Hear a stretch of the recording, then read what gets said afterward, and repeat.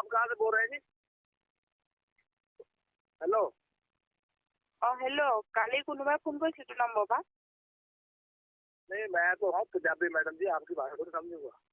हाँ? आप नेपाल के रहने वाले, कहाँ के हैं? जी? नेपाल के रहने वाले, आप कहाँ के रहने वाले हैं? तो बोलिया हो नहीं तो कमान। हमको भाषा नहीं आपकी समझ, आप पंजाबी हैं, हम तो किसी को फोन करते ना वापस में जरूरत नहीं। की? वो नेपाली लड़का है, उसने किया होगा फोन, आपने मिलना किसको है? ना एटू नंबर पा मुझे फोन ऐसे अपनी कोने को से। नहीं, थोड़ा सा हिंदी में बोलो क्लियर, क्योंकि हमें आपकी भाषा समझ नहीं आ रही। आप जो कॉल किया था ना कल, वो आसाम में लगा था, तो यहाँ पे हिंदी में बात नहीं करूंगा, यहाँ पे आसामीज में ही बात करेगा। नहीं, वो जिस लड़के ने फोन किया है ना कल। हाँ, कौन है वो? वो नेपाली है, मैं उसकी ऐसी जैसी देता हूँ। हाँ, वो कौन है? कौन है? नेपाली है, नेपाली जहाँ काम करता कोठी में।